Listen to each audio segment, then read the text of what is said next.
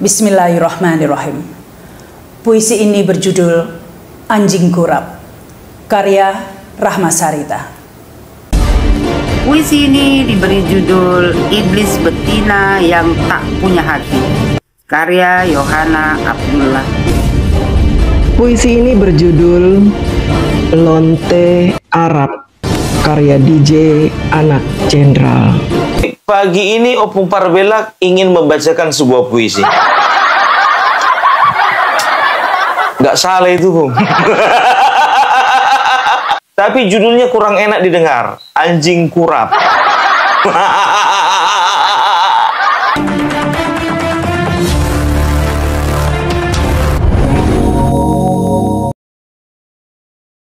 Assalamualaikum warahmatullahi wabarakatuh. Jumpa kembali dengan Banyuwangi Official. Oke, bagaimana kabarnya teman-teman semuanya? Mudah-mudahan sehat selalu dan dimudahkan rezekinya. Amin, amin ya rabbal alamin.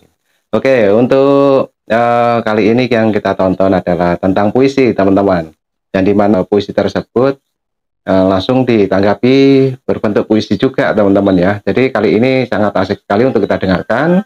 Di situ ada Yohana, juga ada Mbak DJ Anak Jenderal, dan tidak asing lagi adalah dari Opung Parbelak. Oke, untuk puisinya mari kita siapkan, dan tiga-tiganya ini adalah puisinya sangat patut untuk kita simak. Oke, let's go, kita tonton dulu. Bismillahirrahmanirrahim. Puisi ini berjudul Anjing Kurap, karya Rahma Sarita. Pagi tadi di pinggir kali, ada anjing kurap berlari ke sana kemari, dengan najisnya yang mengikuti. Kuulurkan sepotong roti. Seketika matanya bersinar mengucap terima kasih. Mengapa harus dibenci? Anjing kurap tak pernah berbohong barang sekali. Tiba-tiba saja aku teringat seorang mantan pejabat di negeri ini. Dia sukanya berbohong, sudah menjadi hobi. Pura-pura sederhana, padahal serakahnya setengah mati. Puisi ini diberi judul Iblis Betina yang Tak Punya Hati, karya Yohana Abdullah.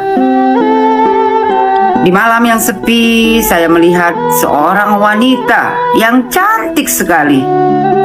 Badannya dibungkus pakaian surgawi.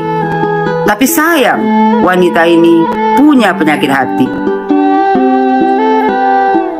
Wanita ini gemar sekali membuat puisi. Isi puisinya hanya caci maki kepada pemimpin sendiri. Sehingga wanita ini dijuluki iblis betina yang tak punya hati. Kebenciannya kepada pemimpin di negeri ini sudah tidak terbendung lagi.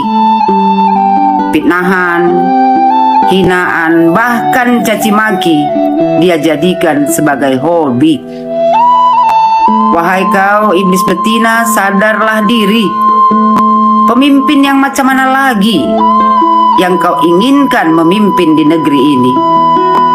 Apakah seorang pemimpin yang munafik, yang menganggap dirinya Imam Mahdi?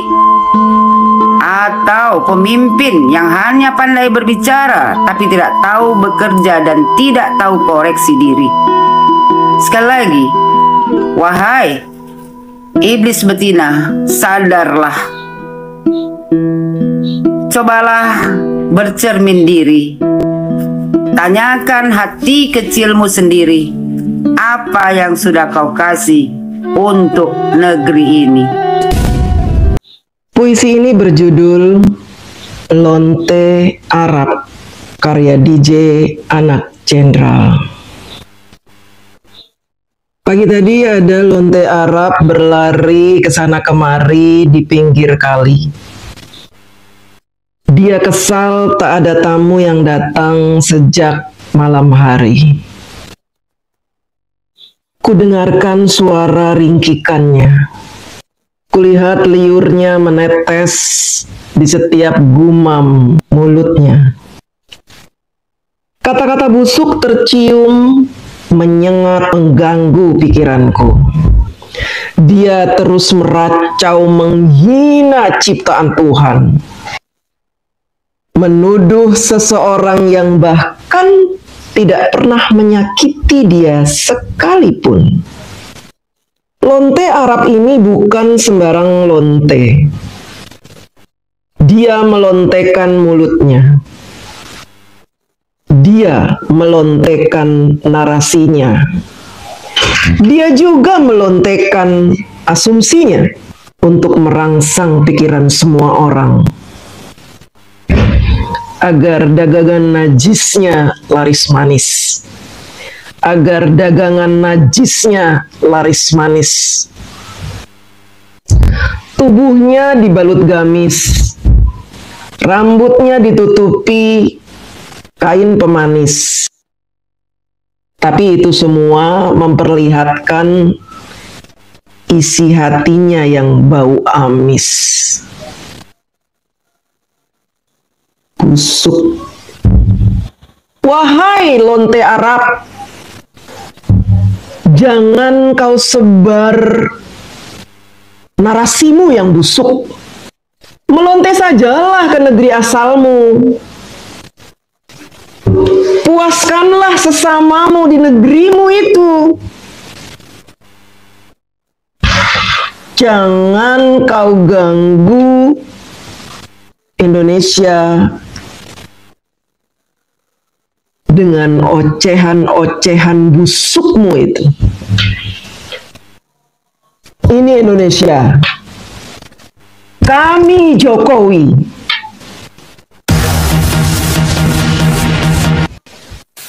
Jadi pagi ini Opung Parbelak ingin membacakan sebuah puisi.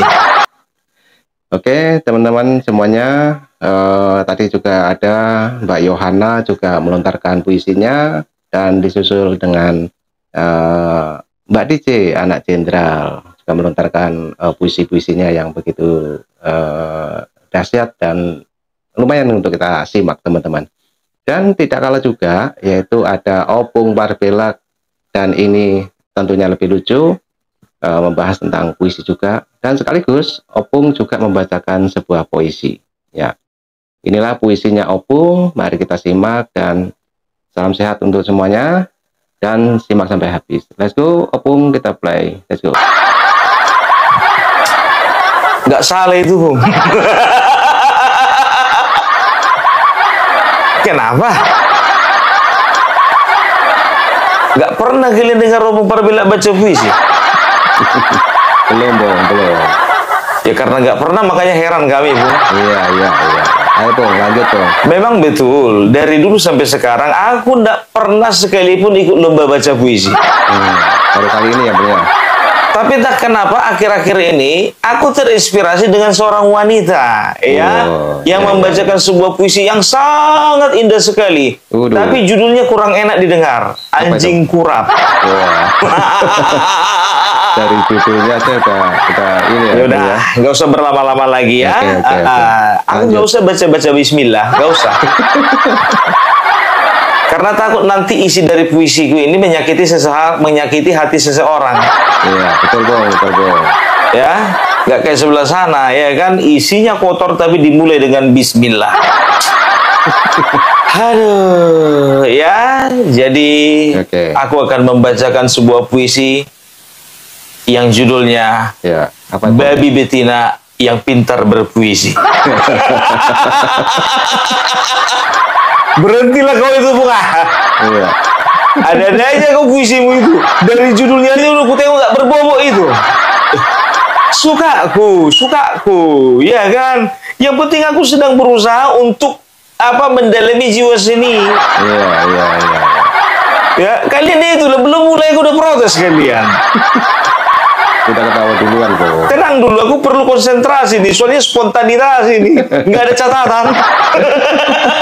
Serius, nggak ada catatan ini. Ya, udah bisa kita mulai ya. Kita mulai ya. Babi betina yang pandai berpuisi. Di satu sore di pinggir kali, kulayangkan mataku, kulayangkan pandangku ke sana kemari. Iya. Oh. Atau Aku mendengar suatu bunyi dan sosoknya ku cari-cari. kemana? Sebentar dulu, Bung. Nanti saya kelain lagi visi itu, Bung. Dari pembukanya aja kayaknya nggak bermutu, Bung. Dengar kalian dulu. Iya. Yalah. Udah kulangi lagi dari judul. Pulang, Bung, pulang. Aduh. Iya, babi betina yang pintar berpuisi. Cakep. Di satu sore di pinggir kali, kuperhatikan ke sana kemari. Aku melihat ada sebuah sosok yang mengeluarkan sebuah bunyi. Kulayangkan ke kiri, tak kudapati. Kulayangkan mataku ke kanan, juga tak kudapati. Setelah lelah dan penat mataku mencari, aku mencium bau sesuatu yang sudah tidak asing lagi. Tak sadar, ternyata di sampingku duduk seekor babi.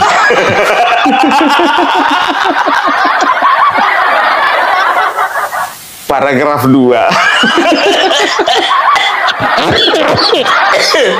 Aduh, tambah batuk kok. Ada baca puisi kayak gitu dibacakan paragrafnya? Enggak kan? Udah gak usah protes. Paragraf 2. Iya. Setelah tersedar, ternyata di sampingku ada seekor babi.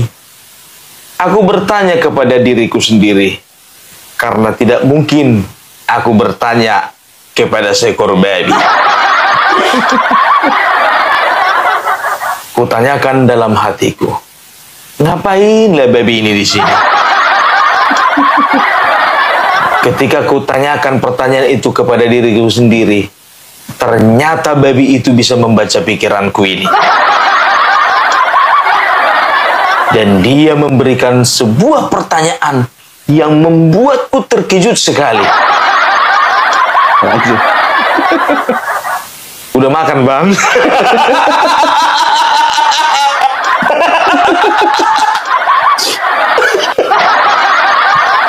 Lanjut. Dengan terkejut, kaget, aku menjawab kepadanya. Kenapa? Surga makan sama kita.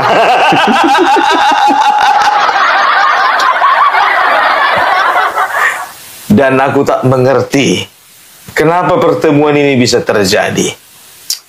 Di sela-sela perbincangan kami, dia membacakan sebuah puisi yang judulnya Anjing Kurap. Kudengarkan puisinya dari awal sampai akhir. Yang ada hanya caci maki terhadap seseorang yang sangat dibenci. Lalu ku ingat-ingat di dalam hati. Sepertinya aku tahu siapa yang dimaksudkan babi ini. Lalu di akhir dia membacakan puisi. Aku menegurnya dan bertanya dengan hati-hati. Babi, kenapa kau masih sakit hati?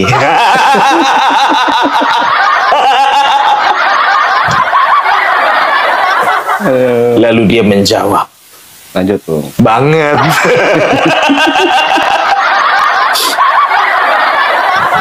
Rasa hatiku tak menerima dengan isi puisi dari seekor babi betina yang pandai berpuisi ini. Karena aku melihat, aku menyimak, dan aku menganalisa setiap baris demi baris dari puisi. Aku melihat ada sebuah rasa sakit hati, iri, dengki yang memenuhi pikiran si babi. Kuperingatkan si babi, babi,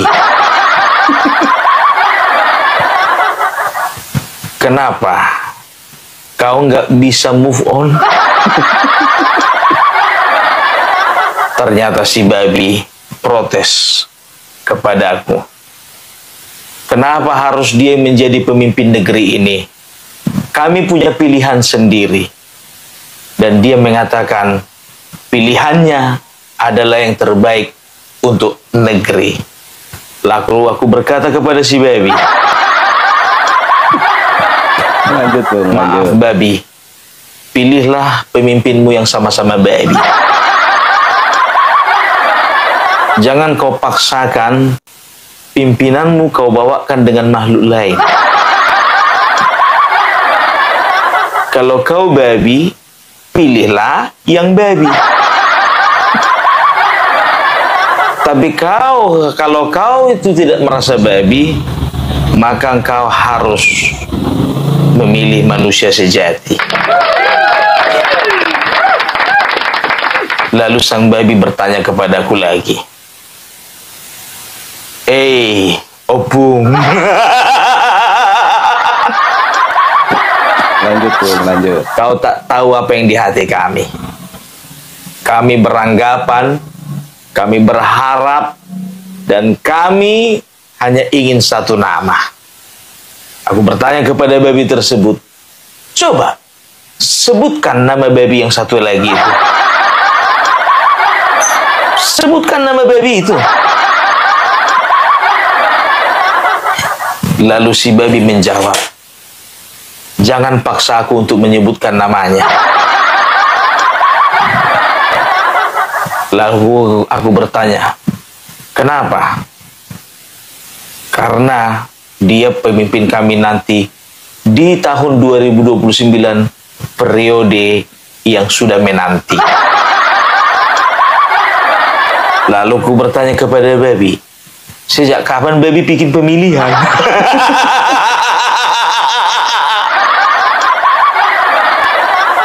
Lalu si babi bertanya kepadaku lagi, kok jadi kau yang sewot?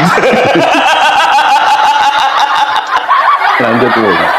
Lalu Opung Parbelak bertanya lagi, mengajukan beberapa pertanyaan kepada si babi. Babi, udah lama kau hidup di negeri ini? Lalu si babi menjawab pertanyaan Opung Parbelak. Kalau kau tanya sama aku, Pung, aku pun juga nggak tahu jawabannya. Tapi kalau kau tanya sama itu yang satu lagi itu, kau pasti tahu jawabannya. Siapa? Ya itulah anak babi yang kemarin mencalonkan berkali-kali nggak jadi-jadi. Mencalonkan apa? Lalu dia menjawab pertanyaanku. Ya, pemimpin daripada baby-baby. Dia yang menjadi harapan kami. Ternyata kami salah tempat. Yang kami tempati ternyata bukan para babi. Bukan tempatnya para babi. Ternyata para serigala. Lalu aku berkata kepadanya, kalau kau tahu itu adalah tempat atau kerajaan serigala, kenapa kalian babi berani-berani datang ke sini? Lalu si babi menjawab pertanyaan Opung Parbelak. Suka-suka hati kami lah.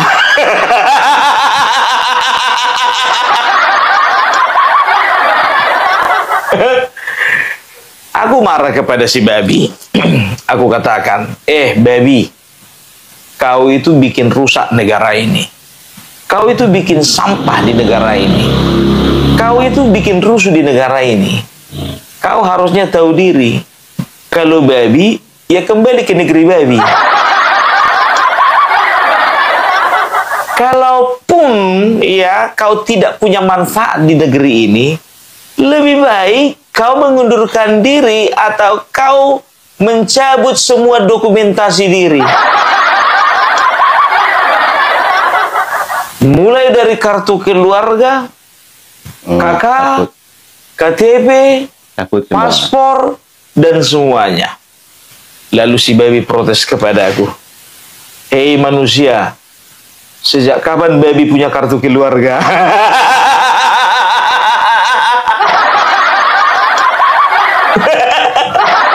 lucunya, Bung.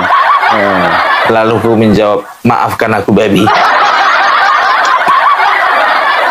Lalu si babi betina melanjutkan puisinya, menggebu-gebu, menggelegar, meletup-letup. Seolah dia ingin menumpahkan semua sakit hatinya kepada orang yang tidak diharapkannya untuk memimpin negeri ini. Karena aku tahu, dia berpegang kepada satu prinsip. Apapun yang terjadi, terjadilah. Apapun yang sudah terjadi, yang kami anggap pemimpin adalah pilihan kami. Namun sayang, kukatakan kepada baby, tolong kau sampaikan kepada baby yang satu itu. Kalau sudah tidak bisa, kalau sudah pernah mencalonkan jadi seorang raja gagal, tidak usah lagi mencalonkan diri. Jadi gagal kalah. Jadi raja kalah. Jadi pemimpin di sebuah daerah kalah. Kurasa memang tidak ada lagi yang namanya nasibnya di negeri ini. Stop dulu, Bung. Baru ini ku dengar puisi kayak gitu, Bung.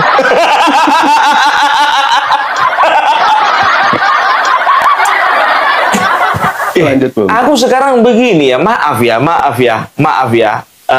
Aku tidak ingin sedang merusak seni sastra. Ya. Aku tidak akan menggunakan musik, tidak akan pernah menggunakan puisi, tidak akan pernah menggunakan ilmu, tidak akan pernah menggunakan teknologi, ya, untuk menghancurkan bangsa ini sendiri. Nggak akan pernah. Makanya kalau puisi yang tadi itu, yang kuucapkan itu tadi bukan karya sastra itu. Apa itu, Bung? Nggak, aku bilang tadi karya sastra kan. Kalian tengok dulu nih, memang banyak seniman yang pakai baret kan begitu. Tapi nggak kayak gini juga model puisinya kan begitu kan. Tadi paragraf berapa? Paragraf 2. Panjang sekali paragraf 2. Oke, aku lanjut dulu puisiku ya. Kalau mau protes, kalian protes lah. Aku mau melanjutkan dulu puisiku tentang babi ini. Paragraf 3. Bung, baca puisi nggak usah pakai dibaca paragrafnya, biarin aja. Ya. Lalu si babi melanjutkan puisinya. Bodohnya aku, betah aku mendengarkan puisinya itu. Lalu aku mempersilahkan si babi tersebut untuk melanjutkan puisinya. Lalu dengan kata-kata yang memelas, dia berkata, sedihnya negeriku ini, gelapnya bangsaku ini, gagalnya pemerintahku ini, hinanya masyarakatku ini. Lalu aku mengatakan, maksud lo? Aku mengatakan, kalau kau tidak suka untuk tinggal di negeri ini, tahu diri dan kembali ke negerimu sendiri. Karena bangsa ini tidak memerlukan babi-babi yang otaknya dipenuhi dengan dengki, dipenuhi dengan iri, dipenuhi dengan sakit hati. Hei, dengarkan ini babi. Ya benar itu. Aku belum selesai berbicara. Arahkan telinga dan kepalamu sini. Dan ingat, ya, jangan pernah kau panggil aku Opung Parbelak kalau kau tidak kubikin malu terhadap puisimu sendiri. Sebentar, Opung Parbelak haus, mau minum dulu, dan nanti kita lanjut lagi.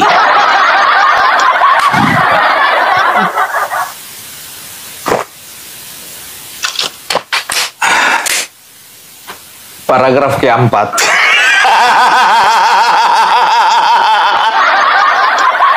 Panjang sekali, Bung. Paus, jadi tadi paragraf 3 isinya cuma itu aja, Bung. Udah ku bilang kan aku bukan seniman. Kalau seniman itu tertata rapi. Kalau ujungnya I semua, A semua, satu baris itu ada satu bait itu ada 4 baris. Bait kedua 4 baris. Bait ketiga 4 baris. Kan begitu. Kalau aku random. Ya, jadi ternyata hati ini tak bosan mendengarkan puisi dari seorang babi. Seekor babi. Lalu aku penuh penasaran dan penuh keraguan, ku bertanya kepadanya lagi. Sebetulnya kau tinggal di negeri ini asli atau pendatang? Lalu si babi menjawab pertanyaanku. Kami pendatang. Jadi kalau kau pendatang, kenapa kau rusak bangsa kami? Kalau kau pendatang, kenapa kau bikin rusuh di negeri ini? Kalau kau pendatang, kenapa kau bikin bau di bangsa ini? Lalu si babi menjawab pertanyaanku. Ya wajarlah, kami kan babi.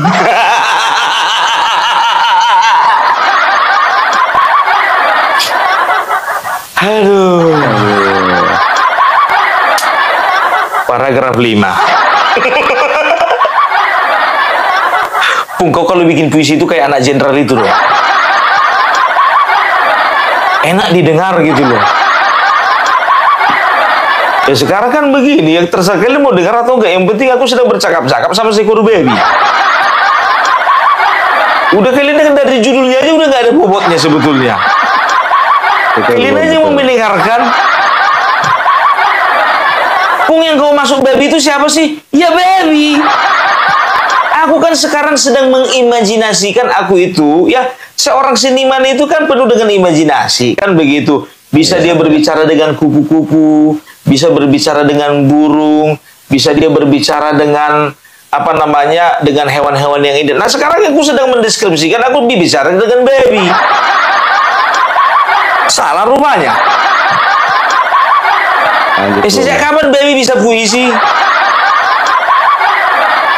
Jangan kalian bilang seperti itu. Kalian tengok dulu film-film itu, Marsha and the Bear. Hah? Coba bayangkan. Sejak kapan ada beruang bisa baca buku? Kalian tengok dulu Tom and Jerry. Sejak kapan Tom and Jerry itu bisa main senapan? Itulah imajinasi. Oke. Memang paten kali kau pun imajinasi ya pun ya. Ya paten lah, nggak opung Parbella kalau nggak kayak gitu. Oke, ya jadi ingat jangan ada salah paham. Aku tidak ada pernah menyebut satu nama pun. Ya, aku nggak pernah menyebut satu institusi manapun. Aku tidak pernah menyebutkan kelompok manapun. Ya, nggak ada. Pokoknya aku nggak ada lah. Aku cuma mengembangkan imajinasi gua aja. Oke? Saya clear ya. Ya itulah dulu dari Opung Parbella. Salam NKRI harga mati. Oke teman-teman, itulah tadi candaannya Opung, juga sekaligus pembacaan puisi yang disampaikan oleh Opung Parbella, dan dimana tadi juga di depan itu ada puisi juga yang dibawakan oleh saudara-saudara kita. Tadi juga dibalas langsung oleh Opung Parbella mengenai puisi tersebut, yang dimana dengan judul puisi untuk babi katanya Opung Parbella. Oke, dari itu kita ambil hikmahnya dari cerita-ceritanya Opung dan puisi-puisinya Opung.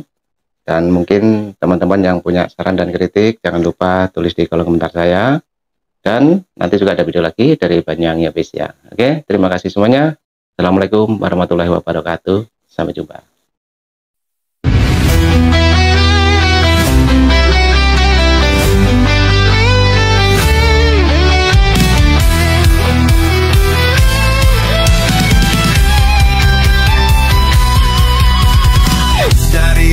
Sampai ke timur, suara jujur kini bergema.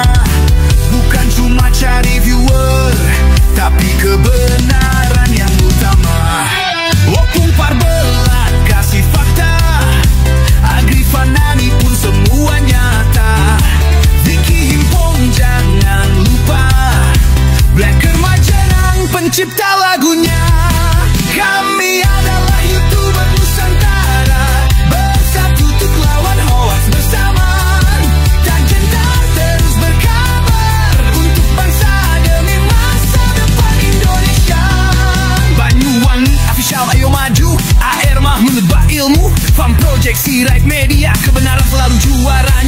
Ronaldo Baskanto bicara tegas, Ronaldo SB tak pernah lepas moto B kreatif penuh ide cerdas, kan update info paling jelas. Bukan sensasi, bukan tipu daya, kami berdiri untuk berita nyata. Rakyat butuh cahaya dan kamilah yang pertama. Oh, kami adalah YouTuber Nusantara, bersatu untuk lawan hoax bersamaan. Tak gentar terus berkabar untuk bangsa demi masa depan Indonesia. Bersama rakyat kita kuat, saring dulu sebelum sebar. Cinta damai benci hoax, kami YouTuber cinta Indonesia. Kami Jokowi lovers bersama Prabowo.